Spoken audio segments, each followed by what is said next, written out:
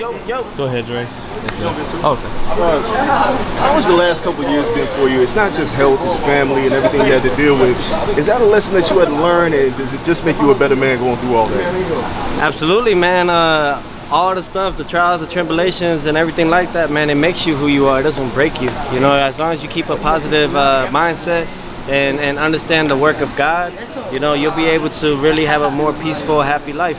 You know, I'm actually thankful for all the things that I went through. As I get older, you know, I just turned 25, and it's really just that mindset, really taking it in and observing the parts of the trials, of everything. Really understanding what is this really trying to teach me here. You know what I'm saying? Where do I go from this point forward? You know, and the only way you're able to really tap into that, you got to work on yourself first. Now, you took a loss, but it still seems like people want to say they want to fight you, but do you think it's just kind of using your name to kind of keep their name out there? Ryan Garcia, Oscar De La Hoya showing up, but do you think if the contract's put in front of them, you think they'll accept the fight? I believe they should. You know, I'm someone that's all about going all the way. You know what I'm saying? I'm someone that if you come out there and you calling me out, best believe it, you better keep the same energy. You know what I'm saying? And you know, these are things that if we have to do it, then so be it. You know, my main goal is to become a 2-time undisputed world champion. So, you know, we did at 135. Now we're moving up to 140, and just trying to collect all the belts there. You know, who I really would love to fight is Josh Taylor.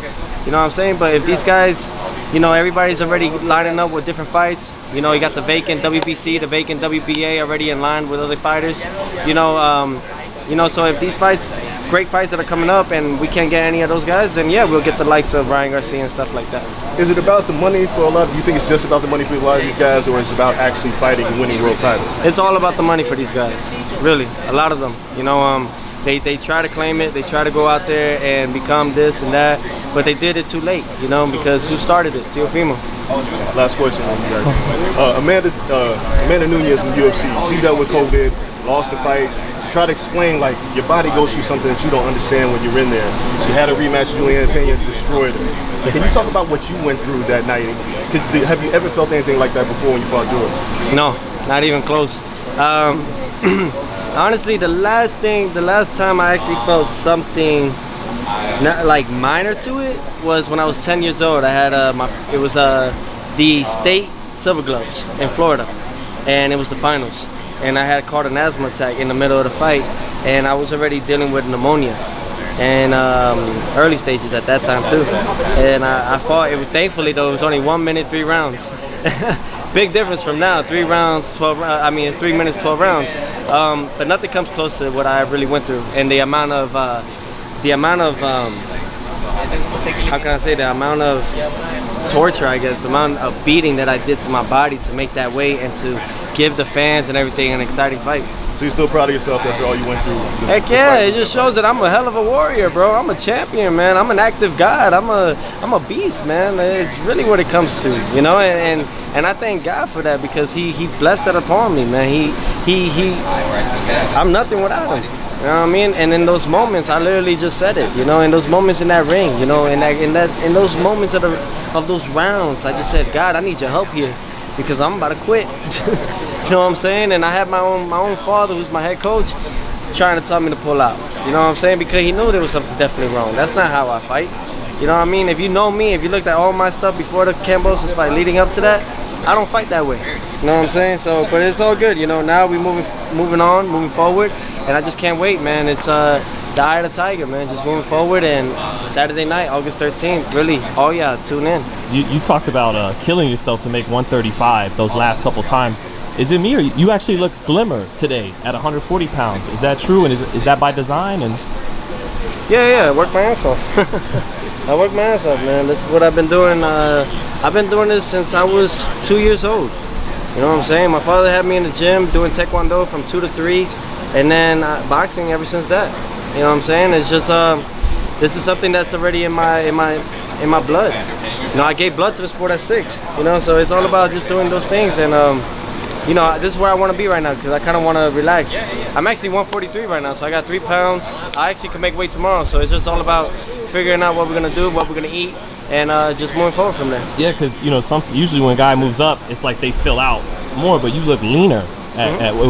Why? Yeah, was that on purpose? And you guys ever seen Bruce Lee?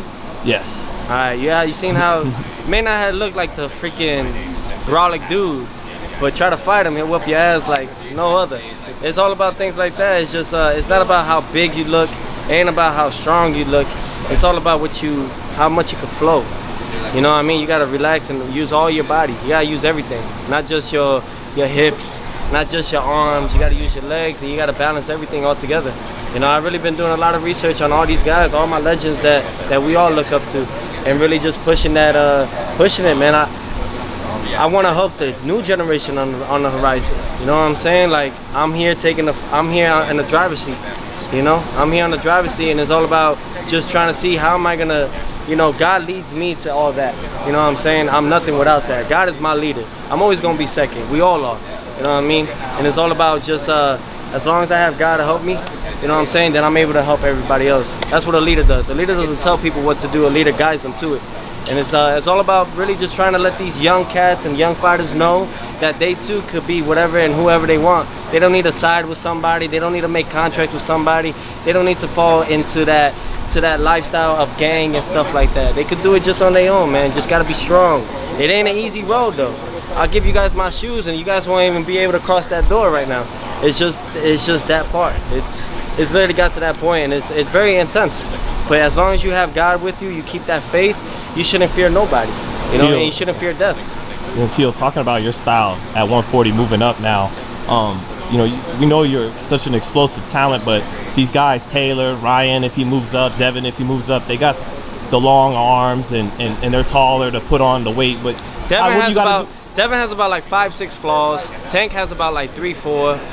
Ryan has about fucking 10. It's too many for him. Every time he punches, he puts his chin up. I mean, I'm gonna dissect all these boys when the time comes. That length and that size, not size, because you know physically you're as strong as them, but the height and the length. Timing beats everything. Timing beats speed. Timing beats power. Timing even beats ring IQ. You know what I'm saying? You guys don't really quite know it because y'all not in my sport like that. I mean, y'all watch, but it's different when you're in it. Right. You know what I'm saying? And the whole atmosphere, everything is different. You know, this is 21 years in the game. This ain't my first loss. This is 21 losses in my career. So I'm like, this is what's supposed to happen. You know what I'm saying? All these guys are trying to keep their old to be like Floyd and make 100 mil, but you don't make 100 mil trying to keep an old. That was Floyd Mayweather. It worked for Floyd Money Mayweather. It doesn't have to work necessarily for all these other fighters. People want to see excitement. You know what I mean? And because these fighters are all freaking ignorant and they're arrogant. They think that that's the way to get it, you know what I'm saying? But it's great. I'm thankful that I'm gonna be the one to show them that you can make all that and more just as long as you stay steady on the course. Curious, what were the other guys' flaws? Because you mentioned one of Ryan's. Was Tank's and Devin's? Hey, that's for me to know and for you guys to find out. Got it. But you know what I'm saying? But will you have, you know, like against Lomachenko, you were more the counter puncher. You know, fighting the taller guys now, are you going to have to be the one, the aggressor, closing the distance or not? The beauty of it is that I worked on everything. I work on inside, I work on outside range, I work on southpaw now, I work on orthodox. I'm over here trying to be ambidextrous as much as possible. Working on my craft, bettering it. You know what I'm saying? It's not about like how many things you do, it's about how many times you did it. You know what I'm saying? And that's what makes it a perfect style when you get in there. You know, this is my art. We all got an art, right? We all got a canvas. You guys are gonna piece these things together and make it into your own art. Just as myself, when we go in there, can't nobody tell me nothing. I paint my picture that night to let you guys see what I want y'all to see. I have more tricks up my sleeve than y'all know. You know, speaking of styles, man, Campa with this Mexican style comes forward, wants to fight. Do you feel like he walks into a knockout with this fight? You do good against that Mexican kind of style. No, of course, you know what I'm saying, but you know, we're gonna test it, we're gonna see what it is, you know. We see what he could take, what he can't take, and go from there. You know, when the time comes, when I see it, we're gonna let it out, you know, and we see what he could take and what he can't. But yeah, man, someone like that, you know, it's gonna be aggressive, and just know it's gonna be all action from the first round once the bell rings. Called a shot, uppercut, hook. It's gonna come on, you think? Could be anything, man. With me, I got power in both hands. I mean, you seen it with the Come, you seen it with the Magdaleno. I mean, and I got beautiful body shots, man. I place my shots correct. The thing is, like, a lot of people don't realize, it's not about how hard you hit them. It's just all about placements. It's all about picking those shots, and that's what's really gonna knock the person down. Thanks, Teo. All right, appreciate you guys. Is it still the takeover, or is this a new chapter? I'm gonna be like this because my son, I got some. So from Russia, they gave some gloves for me. I should have mentioned Russia right now. Excuse that. But however, you know, it's a takeover. Really, that's what it is. What do you have? One in Spanish?